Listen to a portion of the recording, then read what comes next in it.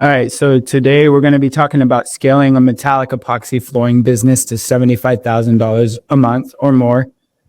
Just going to give you guys a blueprint to get more leads, get more sales, see more profits in your business, all of that without working 24/7. So what's the mindset that you're going to need to hit the 75K mark every single month? It's not an unrealistic dream. It's really just comes down to a bunch of math. The contractors who reach this level are not working harder than the next guy just to prove themselves to some boss that they don't have. They work smarter with efficiency and with a clear plan. All right.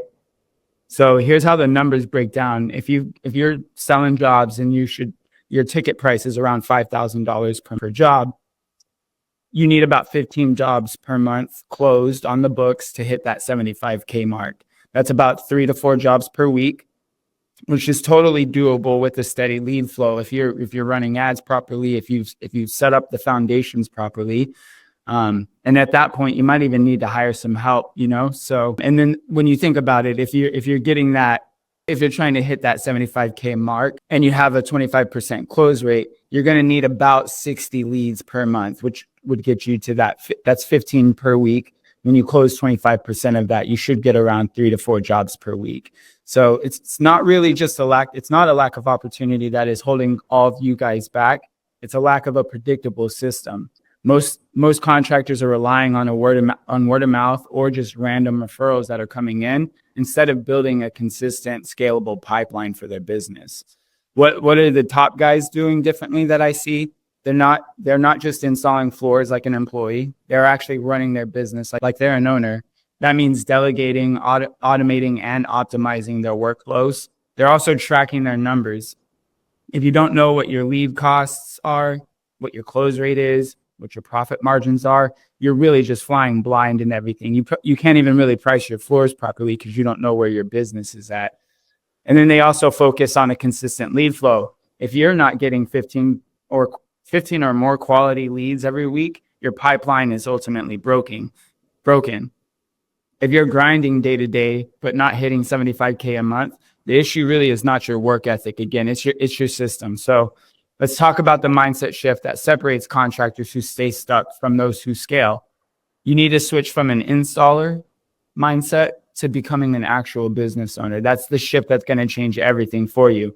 Most epoxy contractors are doing everything, whether that's marketing, sending out estimates and following up, scheduling every appointment or the in-person estimates, and doing the installs as well, actually doing the install. And that leaves you no time for growth. So how do you actually break out of that cycle and move into operating more like a business owner? You need to stop chasing leads and just automate that. The leads should be coming to you, not the other way around. So what you would want to do is set up a system that captures these inquiries. If somebody sees your social media page, are they able to go to a landing page and request an instant quote or request an on-site inspection? And does that system, if you don't have it, you need to set this system up to where it follows up automatically and where it's also pre-qualifying your leads before you even speak to them. If they're not willing to pay your prices, you can find that out before you ever even really talk to them. And I can go over how you can do that a little bit as we go. Also, what you want to do is hire at the right time. You don't want to hire too early and you don't want to hire too late. But if you're out on every job site, you're ultimately just capping your growth as a business. Who should be your first hire? That should be a helper or another installer to take some of that work off of your plate. So first thing is to get you off of the floors, really. And then the next hire would be a project manager to handle your day-to-day operations with somebody on the floor, with the guys that you've hired. And then you also want to create a repeatable sales process. This is where I see guys mess up a lot. You don't want to just be sending quotes. Again, you want to pre-qualify your leads first, and then you want to be showing value, not just price. I see a lot of guys get on calls and ultimately they're just talking about, how they install the floor at best, and then dropping prices. You actually want to walk them through your process, and you want to try to do that in person so they can see it. You can answer any questions and showcase that you're an expert rather than just somebody that doesn't really care, just wants to give a price and get them off the phone, because they're gonna feel that and resonate with that and get off the phone, So when they're interested, you do want to try to book them on the spot if they're even a little bit interested. And I can go over this a little bit more in depth, but in my objection handling, I have something in there. If it's like not a priority for them, even, you can still go, and if they're like, oh yeah, maybe in the spring, right? That's the situation that was happening. You could say, they'll say, yeah, maybe in the spring we could do this, maybe in April or this summer, hit me up. And I was telling the contractor, use those templates for the objection handling that are built into the system we have. And in there, it was for that guy, he's saying it's not a priority right now. He's not actually looking to get the floor done right at this moment. And it mentions in there, hey, like, that's okay. We don't have to do the job right now, but you want me to stop by and still give you an estimate. So you know, if you have the time to think about it. A lot of people always want to say, oh, I need time to think about it. So, you can kind of get ahead of it with some of these things, as long as you actually build out that process and follow that process. And a lot of the times, that's what we do on my end. But at best, or at worst, make sure that you're going through those in-person estimates. If you want to scale past 10K, 20K a month, 30K a month, you're going to need these systems that help you do the work without you having to do every single thing. And then, so once you have this mindset and you got your mind right, the first step is to get that steady flow of leads that I was just talking about. So I broke down this lead generation playbook for you guys, how to get more epoxy leads without wasting all of your time, right? So if you want to scale to 75K a month, you're going to want to get the right leads. If you're not generating enough leads, or if you're just getting the wrong ones for your business, hitting your revenue goals is always going to be an uphill battle. So how many leads do you need? I touched on this a moment ago, but for most epoxy contractors, you're going to need about 60 to 80 leads per month. That's going to be your sweet spot. And the reason why is because it depends on what your close rate is, of course. But a lot of you guys aren't even tracking this. So, but to get yourself up to like 25% close rate, you're going to want that'll get you the 10 to 15 jobs booked per month. If you're getting 60 to 80 leads and you have a 20 to 25% close rate, you will see those 10 to 15 jobs booked. If your jobs are on average $5,000, like if you're just doing flakes, they might not be that high, right? If you're doing flakes and metallics and overlays and other services, yeah, maybe quartz or something like that.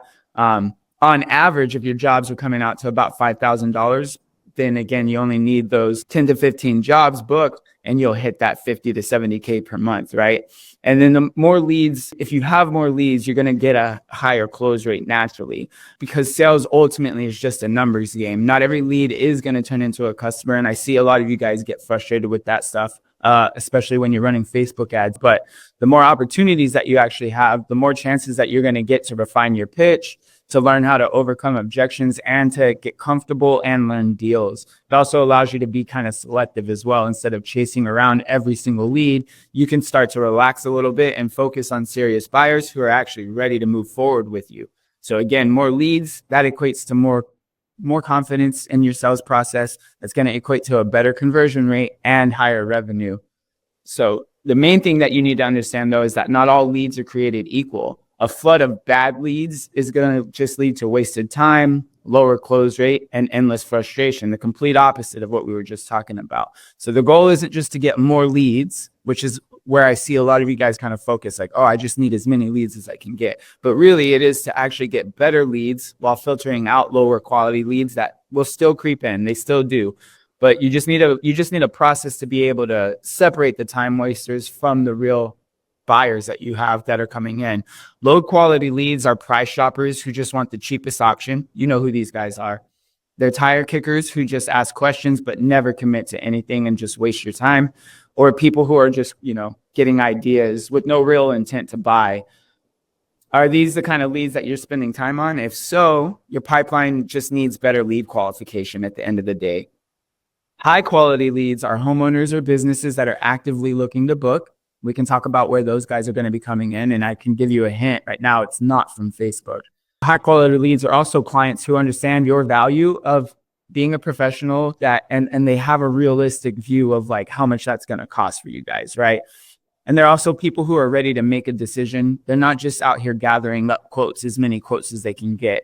So to increase your close rate, you're going to need two things. You're going to need a lead source that's going to consistently deliver high quality leads, right?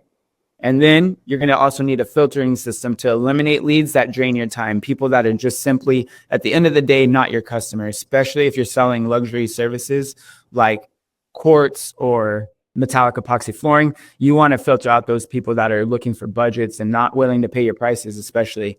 But when you start to control your lead flow and you focus on those serious buyers, when you get comfortable and you get into that position where you can do that, you start to close way more deals with less effort, and that's how you end up scaling profitably.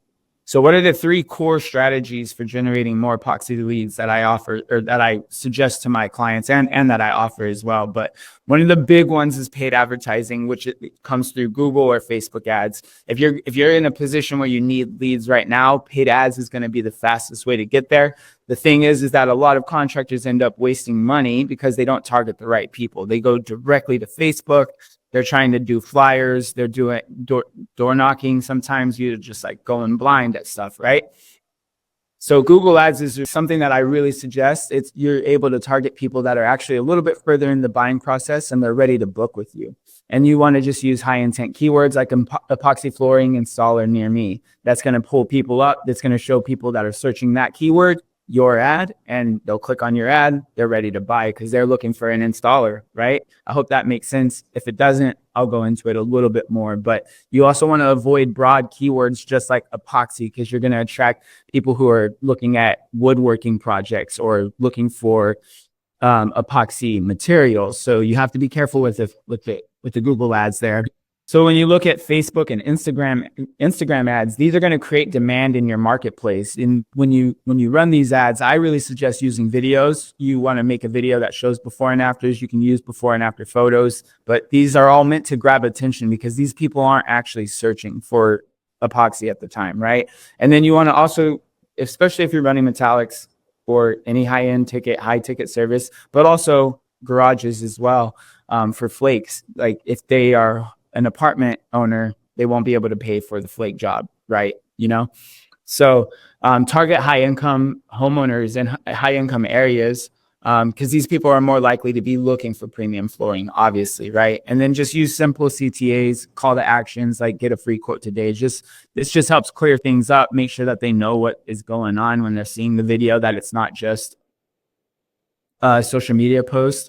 And then retargeting and follow-up ads are something that are, retargeting ads are follow-up ads, but you can show your ads to people that have visited your website to get a quote or to schedule an on-site visit that just never actually moved forward. And it's pretty low cost. It's a little bit higher level. So I don't suggest you guys just jumping right to that if you don't have like your full website set up and everything, but it is something to mention there. Another thing that I always suggest doing is to run SEO. And this is organic lead generation. Plus, it's not advertising. It's free at the end of the day, right? So it does take time, and that's kind of the trade-off. When you run Google ads and Facebook ads, you're going to pay money and you can get those leads a lot faster. But SEO, it does take a little bit of time. Not usually that much time. It depends on a few factors, but once it starts working, you're getting free leads every single month though. And so you do need to focus on your Google business profile, so that way you're getting found in local searches. You want to upload high quality photos of your work yourself as the business owner. Also make sure that you're posting onto the page a lot, but also you need to encourage your customers to be leaving reviews, but not just reviews. Leave your reviews talking about the garage or the different keywords like metallic epoxy for the services that they got, but also encourage them to leave photos. And all of these little things are actually going to help boost your rankings and your close rates in the long run. And along with that, you also want to get closer to 20 to 30 5-star reviews. Ultimately just reviews. You want them to be 5-star reviews, but I've seen in my experience, once you get about 20 to 30 reviews, you'll really start to get some traction with calls coming in on your Google business profile again. Another thing with SEO that guys sometimes overlook is their website. Obviously, like service pages that talk about metallic epoxy for the service of metallic epoxy flooring, and then have another page for garage coatings, obviously. But so there's a lot of details that go into the website SEO. But one of the things that people miss in website SEO is content marketing. And you can write blog posts that answers questions that your customers are already asking, like how long does epoxy flooring last, or epoxy versus polished concrete, which is better? And whenever you do this, not only does it build trust and it builds authority, it's also going to build organic traffic for you. Yeah, those blog posts, when you write those and you put epoxy versus polished concrete, let's say that you do both and you don't just do flake floors, right? A lot of my guys do multiple things, and they do polished concrete, flakes, and metallics. And when we write those blog posts, or if you guys go and write these blog posts yourself, and you include keywords like that, epoxy versus polished concrete, and you write that entire blog post, you're going to have a bunch of keywords in there. And eventually Google favors you in that sense, I guess, so to speak. They favor you. They see that you're reputable. They see that you're an authority in this space for flooring, and Google starts to trust you, which allows them to promote your page higher in the search engine.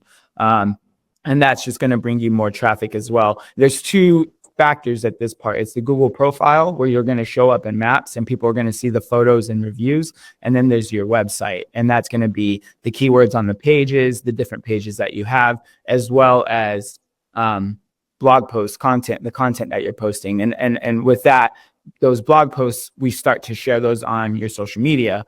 This is, you want to look at your social media as your digital showroom. People do buy with their eyes, and that's where Google and Facebook kind of go back and forth. Is, Google's really good for people that already know what they're trying to buy, because Google doesn't really show a whole lot of visuals. Facebook is amazing for, stuff like metallic epoxy, where not a lot of people really know what it is still. Maybe they've seen it or something like that, but Facebook is a lot better for metallic epoxies because it's better to sell what it looks like versus like HVAC. No one really cares what the plumber looks like, right? So it's a different game whenever you're running Facebook ads. I always just say, hey, if it's really attractive, or if it's a sexy floor, if the thing is flashy cars, the floor looks crazy, that's something that you want to sell on Facebook or get on Facebook ads with, because people buy with their eyes, like I said. But even without the ads, just your profiles, just your Instagram profile, just your Facebook profile, if your social media pages aren't showcasing your work, you're really just losing customers. People will see these photos and just reach out to you right away. And so on your Facebook and your Instagram, you can post before and after photos just the same as you're posting for your ads or anywhere else, and then show prep work, show the prep work first, and then show the actual finished floor. People really love those transformations. And then another thing I would tell you guys that I'm starting to do with a lot of my clients is actually running giveaways or promotions, like offer people either a free flake garage or like $1,000 off of their project, something kind of crazy. Make social media posts about it and tell people to share it to enter to win, and you're going to get a ton of organic traffic in your area, right? So I'll give you guys that freebie. But yeah, TikTok and YouTube shorts are also really good to get viral. You want to post a lot. That's the problem. If you guys work with me, we can work this out for you guys, but you do want to be posting shorts regularly. In our software system, you can do this automatically, but even if it's just those satisfying epoxy pours, if you're talking about quick answering questions that people might have, just showcasing what you've done, flexing on projects that you've done. I know a lot of you guys have some amazing floors and you like to do that too, but also just take a quick video talking to your customers about the floor and what they liked about it, and you'll be able to turn these followers over eventually into customers. When you're doing this, you want to make sure that you're responding to your DMs quickly. You can't even imagine how many people I reach out to, how many businesses I reach out to, and it takes them sometimes months to reach out to me, get back to me, sometimes just days, but it really becomes crazy. And there's AI chatbots that can reply to people in 5 minutes. We also have that for you guys as well. But just add a booking link directly into your bio, directly to your calendar. If you don't have a calendar, you're messing up, man. But yeah, get a calendar and just put that link directly in your bio. Don't just put your website, just put a calendar link in there so people can schedule a time to at least talk to you, if not have you come out, to their location. I know some of you guys don't operate that way as well. So what's the next step? You want to take all of these leads that you're getting, whether that's from word of mouth, whether that's from ads, whether it's wherever it's coming from, SEO and referrals of the Google profile. getting leads is one thing. You want to take all of those leads and turn them into a book job and close the actual deal. So what I'm going to go over now is breaking down the sales process that is going to help you actually turn more of your leads into paying customers. A lot of you guys have a flooring system set up where you go in there and you prep the floor. You'll drop a moisture vapor barrier. You'll go through this whole process to prep the floor and to get the final product to make sure that, the final product looks amazing, but you have no process, no system for your marketing, for your estimates, for your sales, nothing. And that's where you're messing up. So how do you turn these leads into book jobs, right? Selling epoxy flooring isn't just about quoting prices. It's about moving fast, filtering out time wasters, and closing deals with confidence. So let's break this down into 4 simple steps for you guys, okay? Step 1 is the 5-minute rule. Ultimately, the faster that you respond, the higher that your close rate is going to be. Studies show that calling a lead within 5 minutes makes them 100 times more likely to book. And you guys can go and quote me on this. I think it's even higher than that. They've done a ton of research on this. But yeah, just brew on that for a minute. Studies show that calling the lead within 5 minutes makes them 100 times more likely to book. Within 5 minutes. As soon as they submit an ad, or let's say that they get on your website and submit a form saying that they wanted to request a quote, and you call them within 5 minutes. That's exactly how you make sure that no leads are slipping through the cracks, but you're also going to increase your close rate. Again, it makes them 100 times more likely to book. As soon as a lead comes in, they should be getting a text, they should be getting an email, but I suggest that you just call them directly. What businesses are doing that? Have you ever had a business call you that fast? No, probably not. So you do want to make sure that what you want to set up is a rapid response system. And we have this that you can deploy right away. But just if you're on a job, make sure that you've got a team member somewhere that's delegated to actually call people back, whether that's like a fiance, a wife, a girlfriend, another boring guy, somebody. But if anything, make sure that you have some automated text messages to at least keep them engaged until you follow up. And your CRM should be tracking responses just so that way no leads are forgotten, that no customers are hitting you up telling you that they went with somebody else because they were actually replied. You do not want to be in those situations. And those things, automating the text messages, getting a team member to help you out, or getting a CRM that'll remind you that you've gotten a new lead. Because I understand you guys are busy and you're on the floors handling a bunch of stuff, but this is how you make sure that your business is operating at that top level. And like I said, that no lead is forgotten, and all of these leads matter. People that end up not buying from you, they do end up buying from somebody. So you just want to make sure that you're acting fast and that you're following up. If somebody is asking for a quote, like I said, call them immediately. Whenever people come into your world and they're giving you their information, they're not calling you directly, make sure that if you have the opportunity to pre-qualify them and then book the estimate with them on the spot. Again, that's the in-person estimate. And then just keep this in mind that most sales don't happen after the first call. They're not happening on the first call. They're happening after the first call. Okay. So make sure that you keep following up. Like I said, speed is important. But so is making sure that you're talking to serious buyers. So you want to make sure that you're filtering out those tire kickers. So how do you talk to only people that have high intent to buy? Not every lead is worth your time, right? Some are never going to buy no matter what you say. We've already touched on this a bit, but let's look at how to separate serious buyers from time wasters. There's 3 types of leads, and then there's 3 ways to handle them, okay? High intent buyers, they're ready to book. You want to call them right away and close them fast. Interested but hesitant buyers they're looking for a little bit more information. Maybe they need to see some of the testimonials on your website, or maybe they just need an offer that's going to push them over the edge to be able to commit to you, right? Or there's time wasters, and these are price shoppers, ghosters, people that are asking for discounts, or the people that are just getting quotes, getting ideas. They're like, oh, I had another quote. Just move on from these guys. If you push back a little bit, but don't waste too much time on those guys.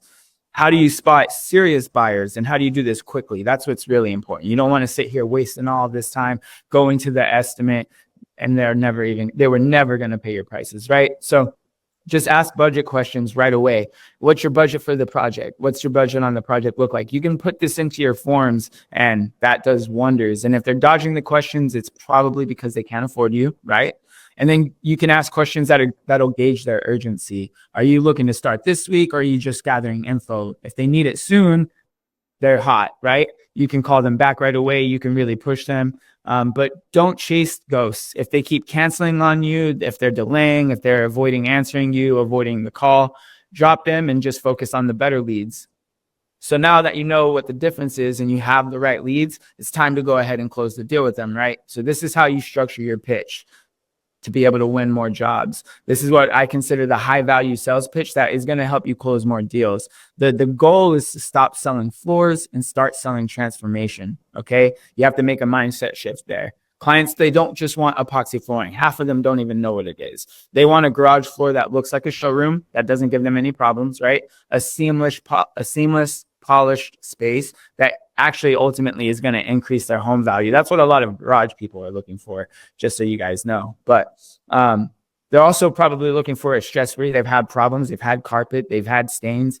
They don't want to keep maintaining it. So they're looking for that stress-free, no maintenance floor that's going to last for years, that they're not going to have to redo a bunch of times. But so your job is actually guiding them into seeing that transformation, seeing the transformation that you bring. Not that you're just going to put a floor down, but that you're going to transform their space. And you want to do that before they ever see a price or ever get told a price, right? So this is the 5-step framework for closing more high ticket sales. I've done another video on this. You can go and watch that if you want more in-depth information on this. But step 1 is to set the stage and clarify why they're there.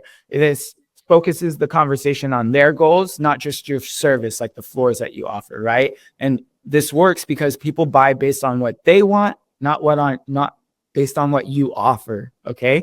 So what this looks like is, hey, I was looking at your ad. I like your floors and I wanted to get a quote for my garage. You would say, hey, before I put together that quote, can you let me know what's your ideal vision for this space? Are you more focused on durability, aesthetics, or are you trying to increase the home value? This is going to work and help you out a little bit there when you're going through your sales process. If you're not doing this already, this will help you, because instead of jumping directly into pricing, you actually shift the focus onto their goals, and it makes them feel like you care about them a lot more than just money ultimately on that end, right? This makes them visualize the outcome as well. This is how you start selling that transformation, not just selling the floor, you're selling the transformation. Remember? Whenever you do this, whenever you start to ask them about what it is that they want, it makes them more emotionally connected to the purchase in the long run. And it allows you to customize your pitch as you keep going based on what actually matters most to them. If they say that they care about aesthetics, then you'll be like, yeah, this is, the floor looks amazing because I pour so much. If they say that they care about durability, you use that in the end, use that for your pitch in the end, right?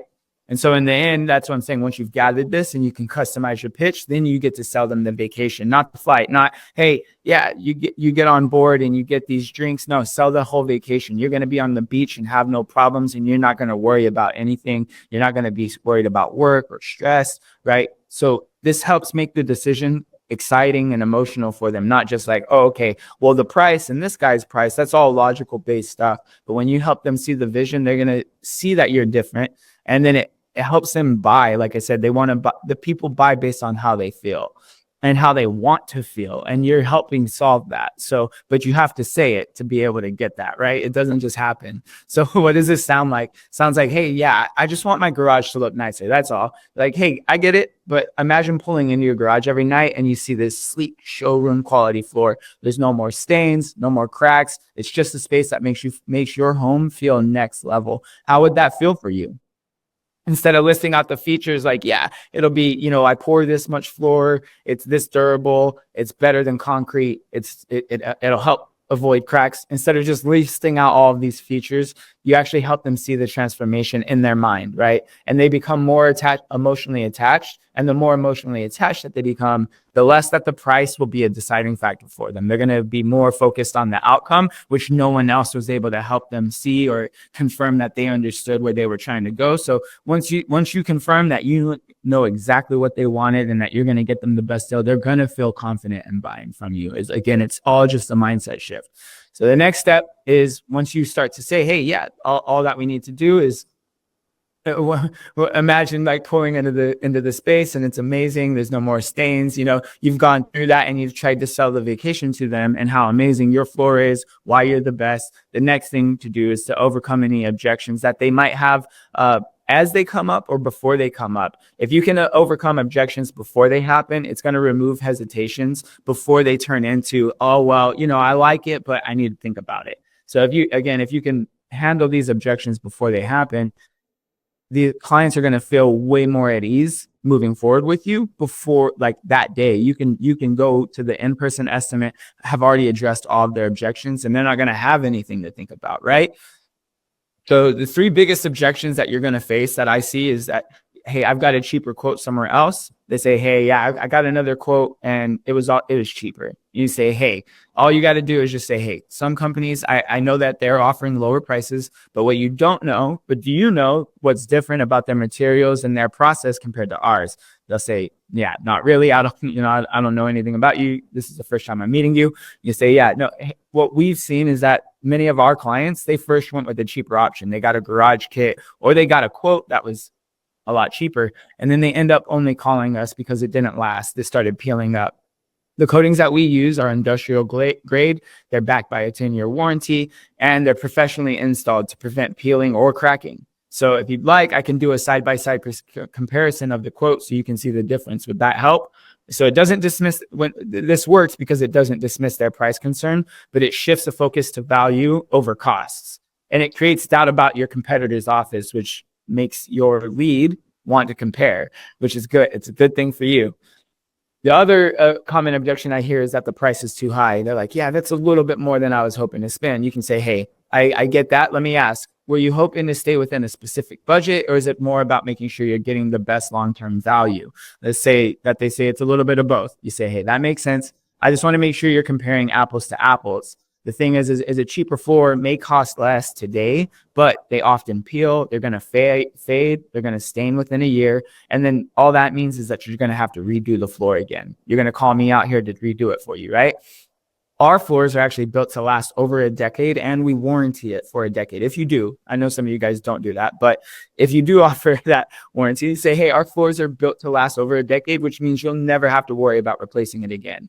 If we could find a way to make it work within a comfortable budget, would you want to move forward? And this reframes the price as an investment, not just a cost, but it also puts them in control by offering to work within their budget. And you can see if you can work within their budget. Maybe there might be out of this world and they want a $4 per square foot floor and you're just not going to do that. Hey, they're just not your customer, right?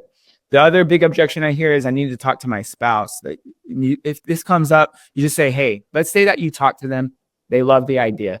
Would you both be ready to get something scheduled? And they'd be like, probably. And hopefully they say, probably, yeah, great. Just to make things easier, what I can do, since you've confirmed that, yeah, they'd be ready to move forward. They just need to talk. That's what is going on right there. If they say, hey, let's say you talk to them and they love the idea, would you be ready to get something scheduled? And let's say that they say no. At that point, hey, there's something else. Like, it's not about the floor. There's something else that's got them held up. If they say yes, yeah, let's say that you talk to your wife and they love the floor. Are you going to be ready to go? They say, yeah, okay, cool. Then you've confirmed that you don't need to handle any more objections. It's not a smoke screen. They really just need to talk to their wife. And you can say, hey, just to make things easier, I can send over a few photos and key details. So that way, when you're telling them, they can see exactly what's included. That way they have everything that they need and you will have everything. It's hard for them to go and sell when they don't know anything about the floors, right? So basically what you're saying is just, hey, let me get you some information to give to your spouse. Would you want me to do that? And that acknowledges the spouse's input. It makes you seem like an expert. It makes you seem like you care, and you're helping guide them through the buying decision, right? And like I said, they're going to like that you're acknowledging the spouse's input, but you're also able to keep the momentum going at that point. And it prepares them for a yes conversation instead of just postponing the decision. They go to their spouse and they're like, oh yeah, he said this, but I can't really remember. Instead, if you've given them that information, when they go to their spouse, you're more likely to get a yes from the spouse without having to do that selling. It's a really messed up situation, but that's about it. These are just the things that you can do to help take some of those concerns away, which actually leads directly into this. You want to make sure that you are explaining away concerns, which again, this is all part of the closer sales framework. If you guys want I can give you the training. And like I said, I also have some objection handling templates that you guys can have, like some of what I'm going over right now. But in that closer framework, the CLOSE, explain away concerns is the E. And what happens whenever you explain away their concerns, it's going to eliminate any lingering doubts that the lead has. People are hesitating, defaulting to their spouse, telling you, oh, I need to think about it, because they have fear of regret. And whenever you explain all of their concerns away, if you make sure that you're addressing all of the concerns that they might have and not letting them just tell you they need to talk to their wife, and really getting to the bottom of their objections, you're eliminating all of their fears of regret. They have a lot of fears. But if you think about moving to Cancun, right? What kind of stuff are you going to be afraid of whenever you start to think about that? Are you're going to be concerned about your safety? You're going to be concerned about your family. You're going to be concerned about the weather, what it's like living there. If you're going to be able to eat the same things that you like, right?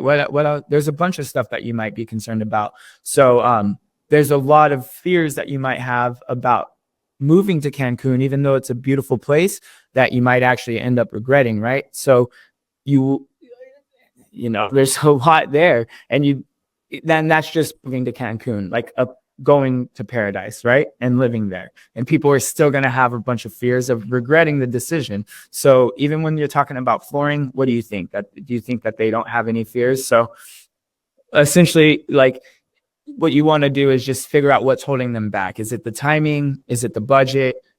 Or is it just making sure that they're getting whatever floor that they're going to get is actually going to be what they like? They're going to say, hey, I just don't want to make the wrong decision. And it's like, yeah, that's why we back our work with a 10-year warranty, and why so many of our clients say it was the best decision they made for their home. I can promise you this will be a floor that you're proud of. If I could guarantee that you'd love the result, would you feel comfortable moving forward?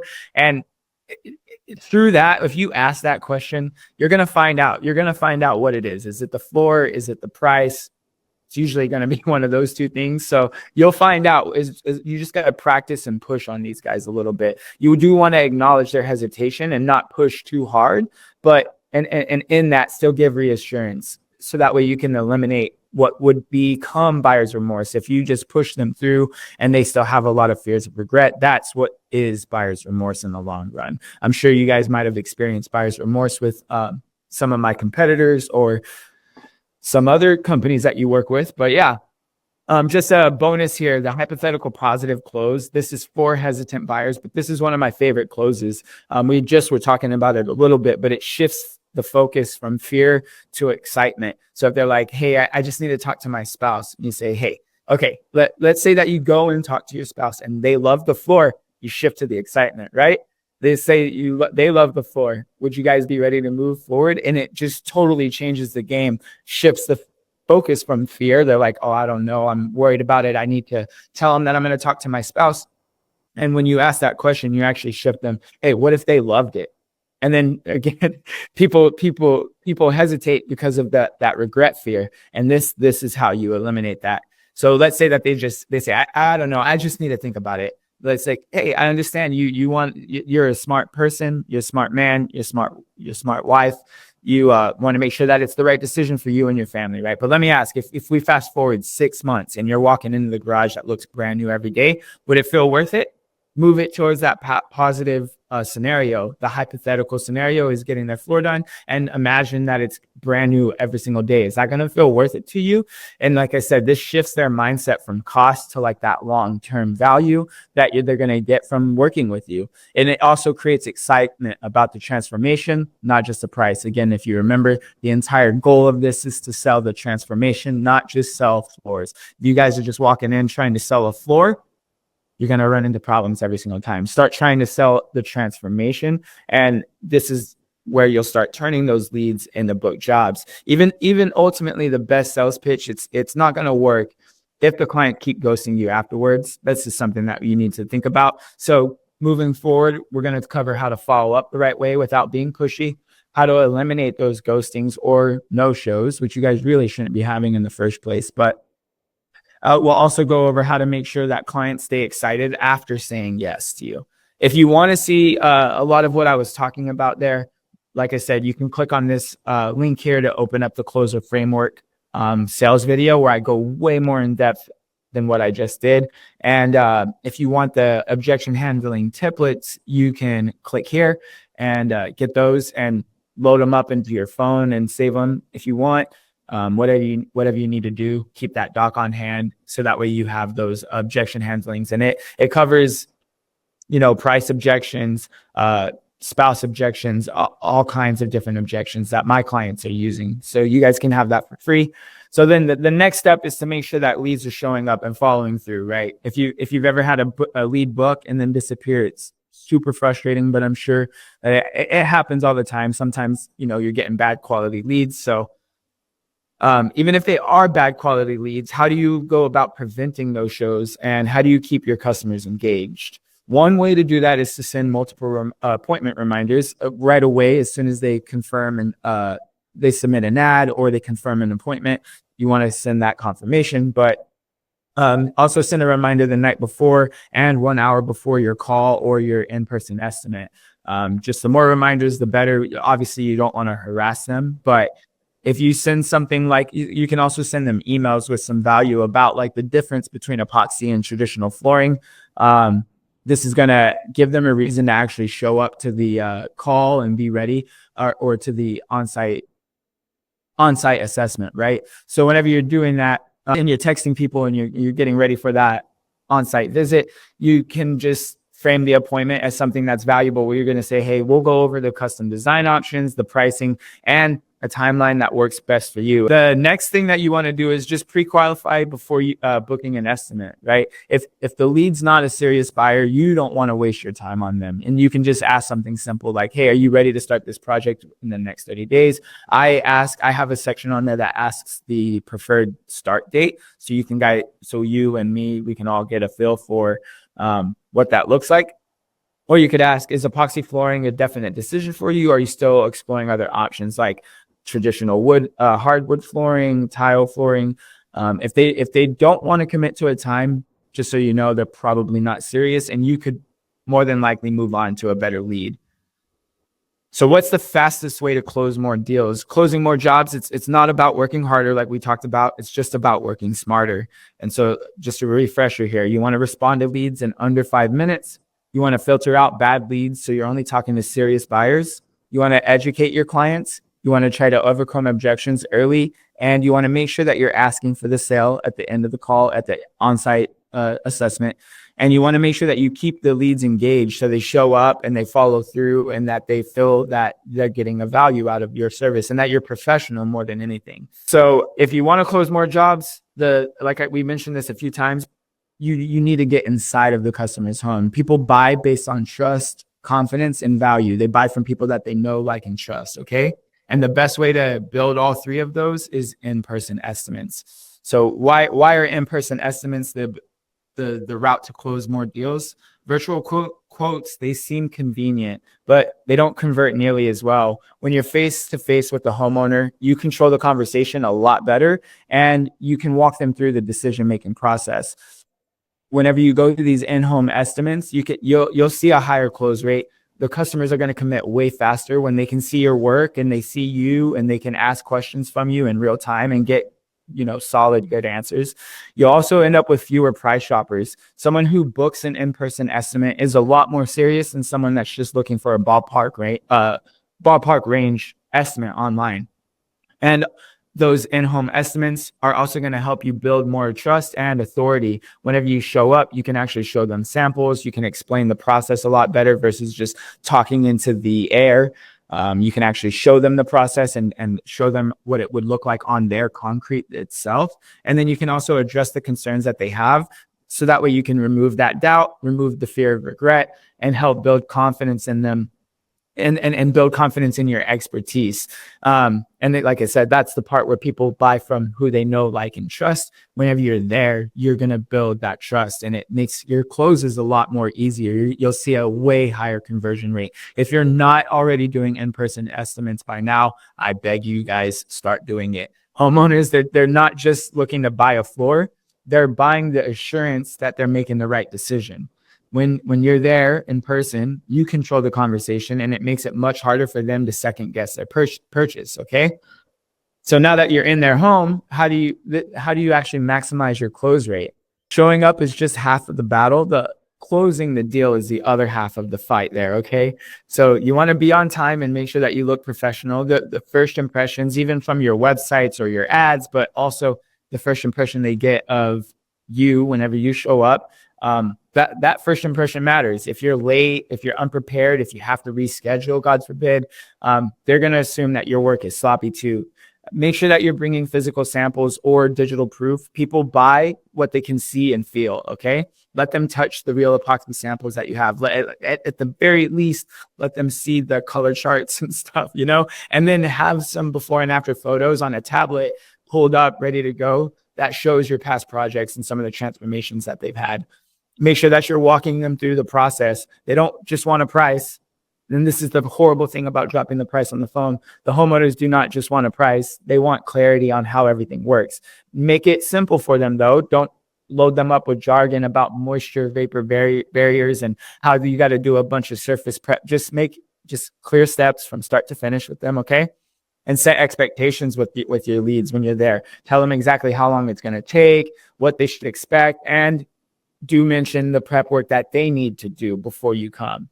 Another thing that you want to make sure is that you're handling objections in real time when you're in these in-person estimates. If they hesitate on the price, whenever you tell them, okay, yeah, it'll probably be about this much, don't drop your rates right away. Try to actually explain the value before you drop the rates. It's okay to drop your rates, but try to explain the value beforehand, saying, hey, like I know you want to get go with that cheaper quote, or you want a cheap DIY kit that you can get from Sherwin-Williams. Those are only going to last maybe 2 years. Our epoxy is going to last 10 years with no issues, and we warranty it. Or something like, we can have your garage ready to walk on in 24 hours and to drive on in 72, if they're concerned about the time. And then again, make sure that you're asking for the sale before you leave. Most contractors are letting their clients think about it. This is a huge mistake. Just use a simple, confidence-driven close. Would you like to go ahead and schedule the installation for next week?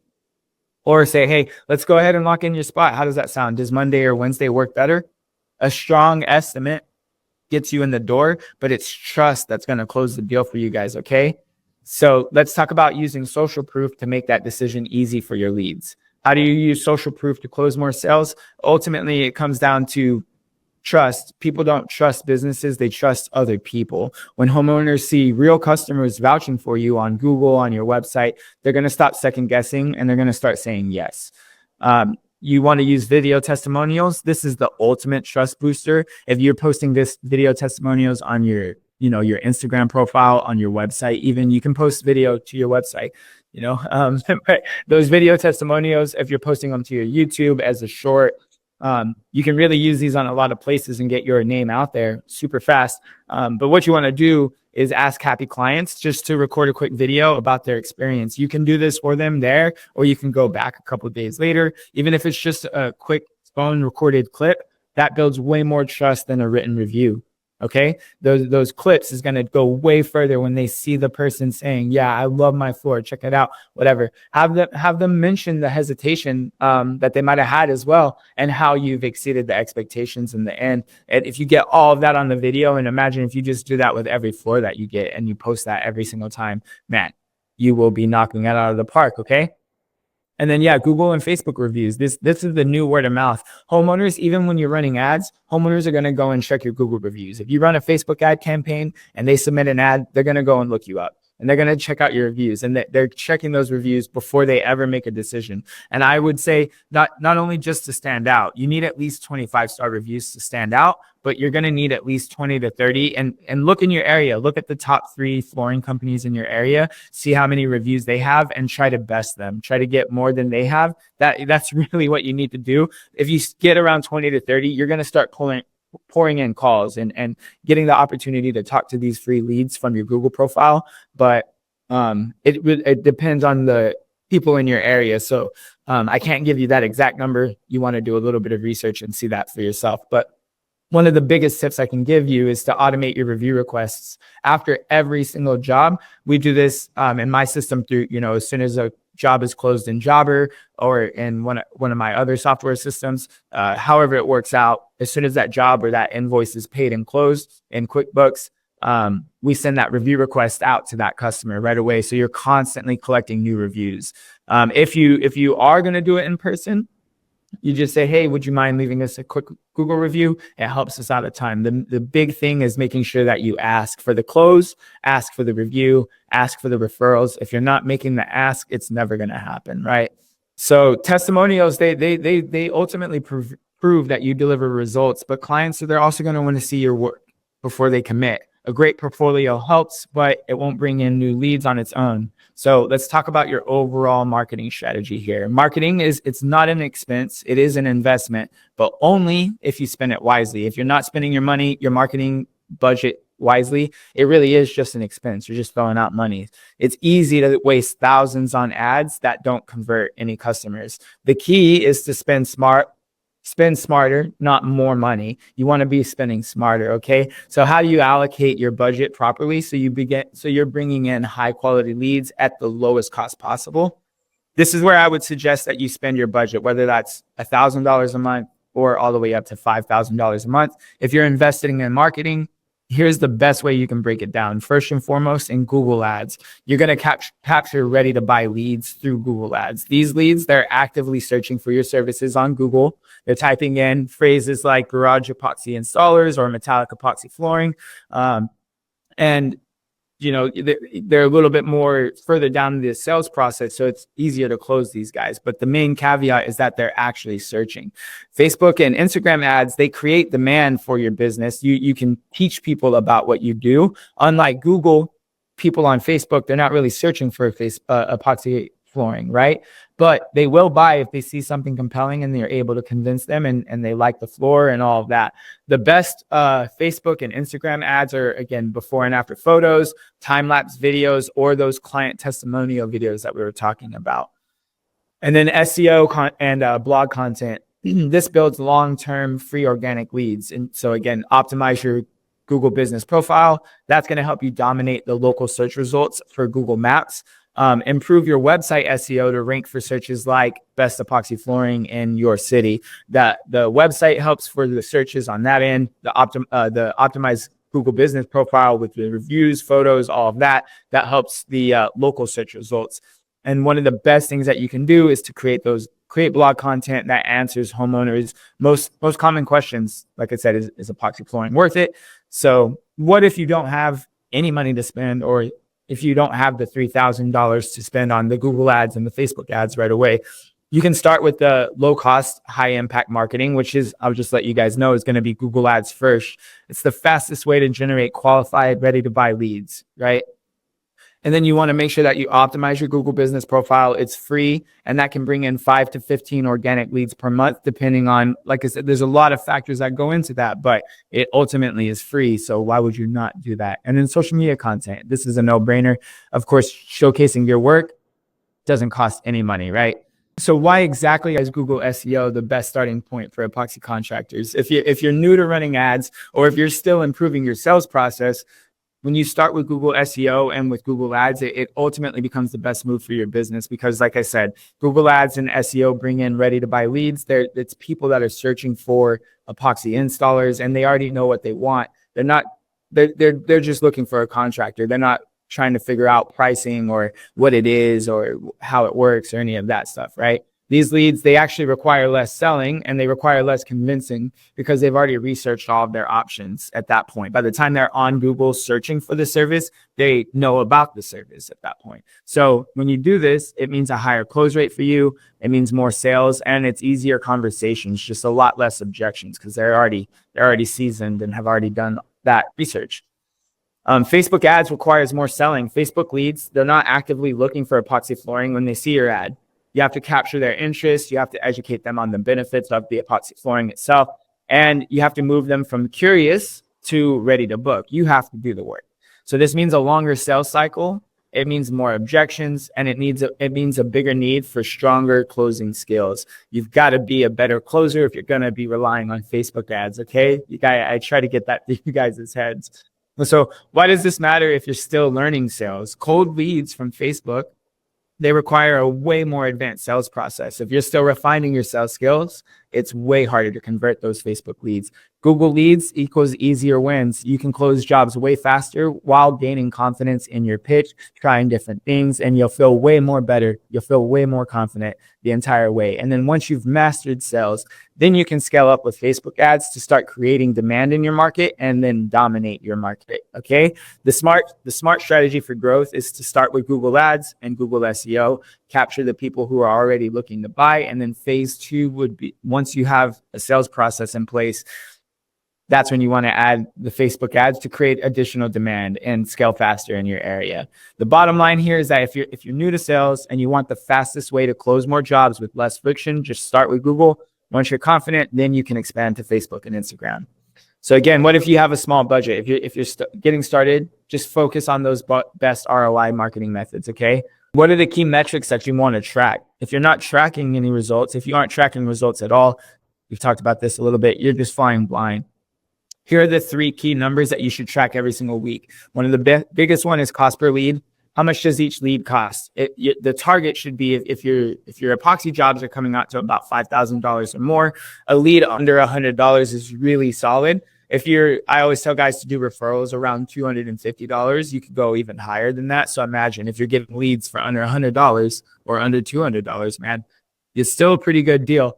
You just got to frame this in your mind and know what your numbers are and know what you're looking for. So your conversion rate is another key metric that you want to know. How many leads are you getting and how many are actually turning into booked jobs? 20 to 25% close rate means that you're converting really good.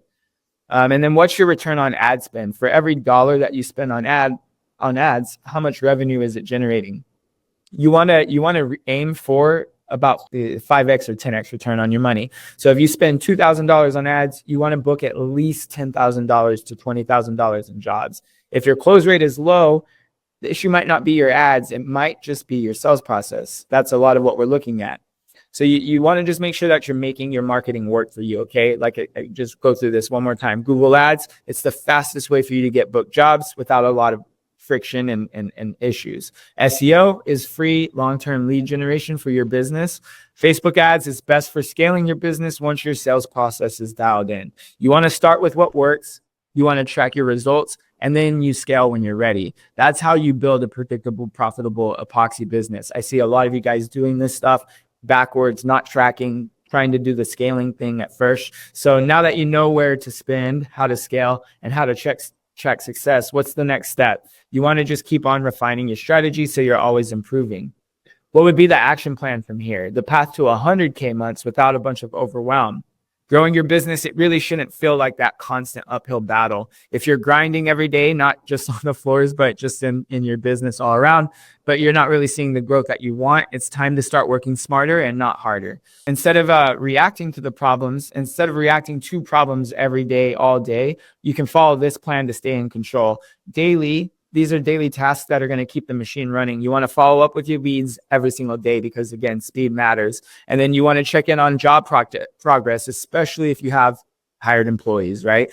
This is something you got to do daily. And then you want to be reviewing your ad performance. Just make sure that your budget is going to where it is most effective. Look at what's happening. Just check in and tap in on these things daily.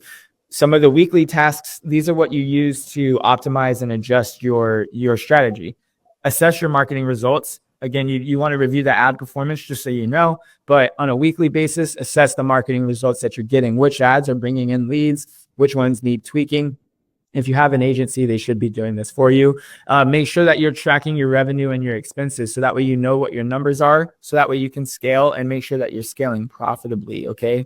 And then adjust your weekly if you need to. If you're sending out a bunch of estimates and people are like, oh man, your prices are crazy, you might need to adjust your pricing, or maybe you're not getting any bites from stuff you're sending out. Maybe you need to move your offer from a $250 off offer to start saying like up to $1,000 off, right? And then monthly, this is where you grow and scale your business. Look at your profit margins. Where are you bleeding money? Is it with your employees? Is it with marketing? Is it with materials? What's going on? Make sure you're doing this at least monthly. On a monthly basis, also, you want to make sure that you're refining your hiring process. Do you need more installers? Do you need more salespeople on the team, or do you need more admin support? Hopefully it's not that last one, because if you need the last one, reach out to me, please, guys. But and if you also need more salespeople, I can take off a lot of that pressure from you guys without having to actually hire a salespeople. And then monthly, just make sure that you're taking time to look at your success, look at what's been going right, what's been going wrong, and then plan for the next level. What's going to be your next move to grow beyond the 75K mark to get to the 100K mark? Or let's say you're at 20K. How do you get you to 40K next month? And then from 40K, how you get to 80K? And just keep on going. The difference between contractors who struggle with their business and those who scale is structuring everything out and having a good structure, and then the consistency, being able to follow that structure and work on and implement it and build on it consistently. A systemized business is going to see growth. A chaotic one is just going to be chaotic and not really grow. That growth will stagnate. So what's holding most contractors back from hitting six figures? Let's cover the biggest mistakes and how to fix them.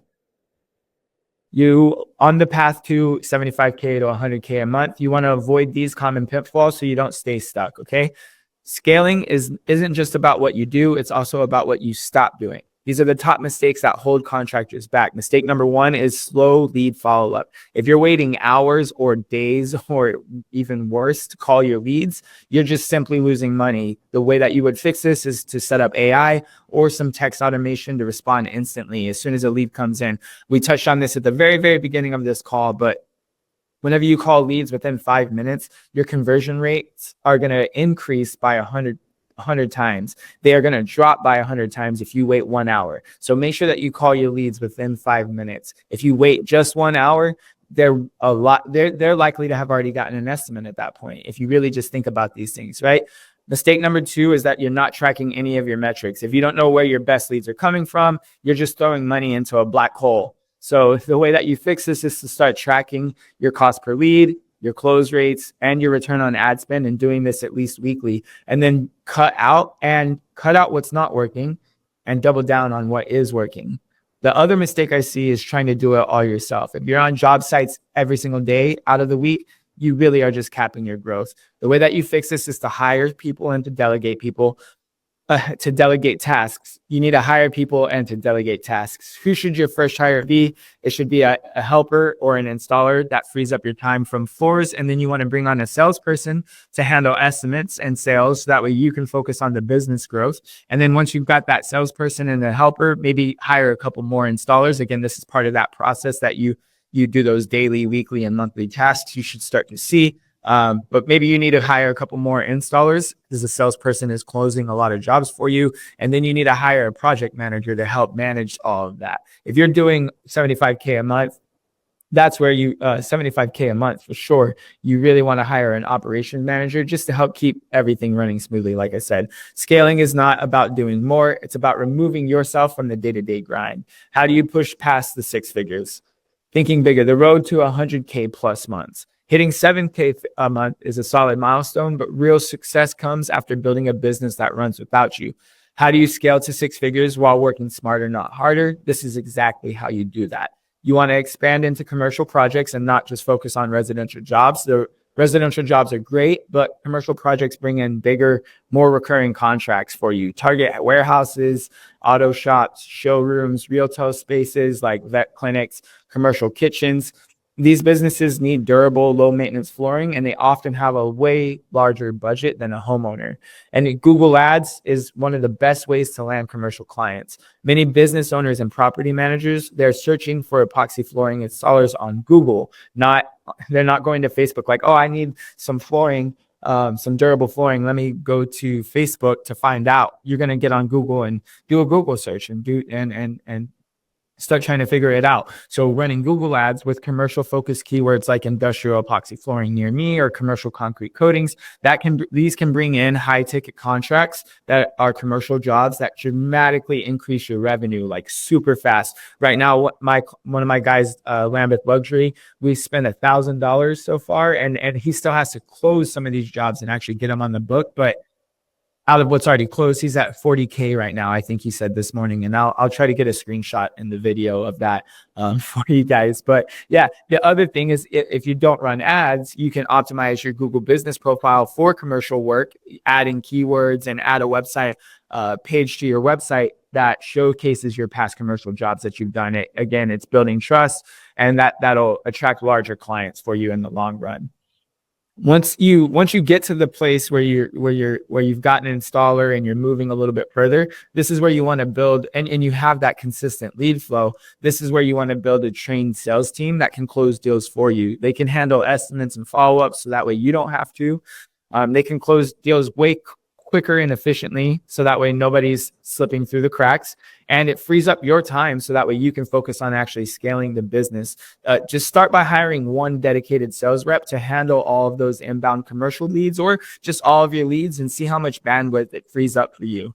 And then once you've got the team down, your processes down, you've got an installer, you've got an operations manager, this is when you want to start looking at standardizing everything and building out a franchise. Once your business is fully systematized and you've documented all of your processes, all of your training videos are made, you can expand it. You can start expanding into new cities, and just franchise your business, so that way you're building into the city and bring on a trained team who's running those installs. Or you can license your business model to other contractors and just take a cut, or do the franchise method, like we were saying, for long-term scalable growth for your business. Scaling, it's not about doing more work. You doing more, you doing more, you doing more. It's about removing yourself from the day-to-day operations, so that way the business can grow. And the key thing is that it's growing without you. That's when you're actually running a business and you're actually operating like an owner, instead of just an employee who's doing all of the jobs, right? So I hope that mind shift is clear. One of the biggest takeaways here is that the biggest epoxy flooring businesses, they're not relying on one-off residential jobs, referrals, and word of mouth. They have a predictable lead flow, whether that's through Google and Facebook ads and SEO. They have commercial clients that are high ticket contracts. They have a sales team that is closing deals for them, and they have a streamlined system that helps them expand, right? And if you're ready to transition from an installer to a true business owner, this is the path to 100K plus months. Okay. I hope that all of that makes sense, like I said, and I hope that mindset shift is coming through. But if this feels overwhelming, you're not alone. We can definitely simplify that for you. Growing your business, it shouldn't feel like constant chaos. It should be easy. It shouldn't be too complicated. And that's what we're here for, is to make it way less stressful, way less frustrating, way less complicated. If you need help automating your hiring process, if you need help automating your sales, if you need help improving your leads or getting better conversions from your leads, if you need help simplifying any of your processes, you can reach out to me on Instagram, YouTube, Facebook, wherever you're seeing this, or click in this down here and schedule a free session. And we'll walk through your biggest bottlenecks and build a plan to help make sure that your business runs smoother and that you're getting more conversions out of any leads that are coming in. Or if you need leads, we can go and get you more leads as well. So I hope that this session was valuable for you guys. I appreciate you guys jumping in. To my clients, just follow up with me if there's anything in this that you guys need to set up, or if you had any questions about that. To everybody else, again, thank you for joining, and you have a wonderful rest of your day.